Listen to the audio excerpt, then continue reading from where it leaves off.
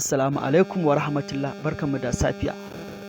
So kamar yadda kuke gani, wannan National Population Commission, waɗanda aka fi sani da NPC wato Census, hukumar Kidaya ta ƙasa wacce suka fitar da circular, ko in ce shiri ya yi nisa, don yanzu haka ma sun fitar da circular kuma an buɗe portal waɗanda suke da sha'awa za su yi applying na wannan aikin ƙidaya da za a yi na 2023. So idan mutum yana da ra'ayi sai ya shiga sai ya yi applying. So ga tsare-tsaren nasu nan kamar yadda kuke gani, sannan kuma ga wato timetable da suka sa na abubuwan da suka yi, wanda an buɗe portal 31 ga watan Oktoba ɗin nan, wannan watan da ya fita, wato za a yi closing zuwa 28 ga watan wato November.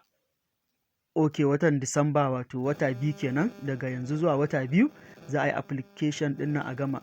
So shine na ce bari na yi sauri na sanar da mutane, duk da dai site ɗin bai gama sama stable ba. So duk wanda yake da ra'ayi yake da sha'awa sai ya shiga yi applying. Za mu ajiye muku link ɗin a cikin description da kuma comment insha Allahu na wannan bidiyo. So ni na fara yi amma na ga network ɗin ko kuma site ɗin ne bai gama zama stable ba. So amma wasu za su iya farawa idan Allah ya sa nasu ya wuce shi kenan. So idan na zo yin nawa kuma zan ƙara nuna muku yadda abin yake sosai ga waɗanda ba su gane ba. Idan kuma mutane sun gane, kawai za su iya shiga ta cikin link ɗin sai su yi applying. So kamar yadda kuke gani, muna roƙonku idan mutum sabo ne ya daure mana subscribing kamar yadda aka saba. So bari na shiga cikin yadda site ɗin yake ku gani. So da zaran mutum ya shiga cikin site ɗin, wannan shine fuskar da zai fara kawo ku. Gashi na an rubuta 2023 census, wato na population census. Gashi na NPC ad hoc staff recruitment 2023 application. So nan gurin shine inda mutum zai shiga. Ga form ɗin nan za ku ga guda biyu ne.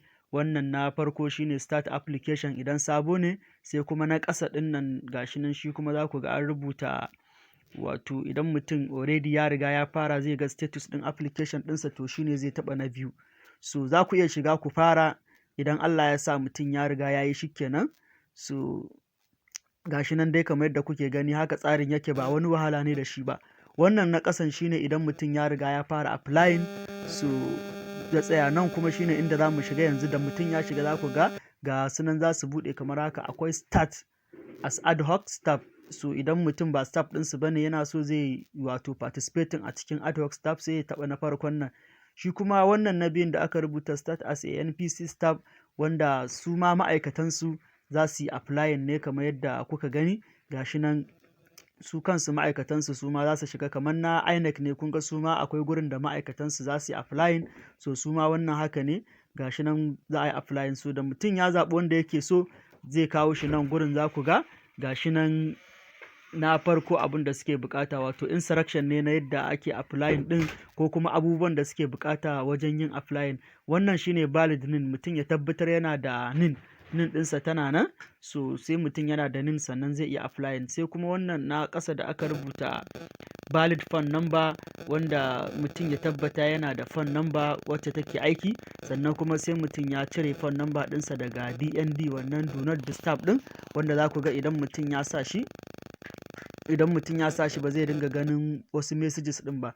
To dole sai mutum ya cire wannan do not disturb ɗin daga wayarsa, sannan zai rinka samun saƙonni daga wajensu. Sai kuma wannan na ƙasa shi kuma da aka rubuta wato device location settings is on.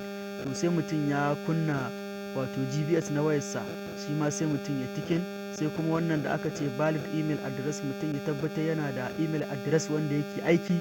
So sai shi ma mutum ya tikin in ya tabbata yana da shi. Sai na ƙasa da aka rubuta valid educational certificate. So mutum ya tabbata yana da certificate daga kan matakin gama secondary school har zuwa sama, duka ana buƙatar su. So ya danganta da abin da za ka yi applying, sai ka tabbatar dai kana da requirement ɗin nan da suke buƙata.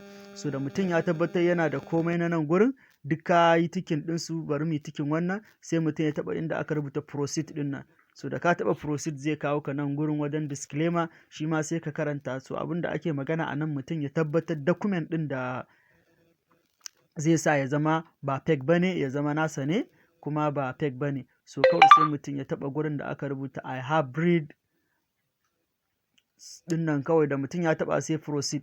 So wannan shine mataki na farko inda mutum zai sa nin number ɗinsa. Da ka sa nin number ɗinka ka yi verifying, so za ka ga automatically sun kawo ma da sunanka da wannan ɗinka da phone number ɗinka da kuma wannan abin da sunanka da phone number ɗinka duk za su fito, sai kuma date of birth ɗinka shi ma zai fito. So kawai sai mutum ya taɓa verify ɗin nan. Da ka taɓa verify ɗin nan, wani lokacin za ku ga idan ba network yana ɗan ba da matsala, to amma idan da network sosai kawai zai wuce.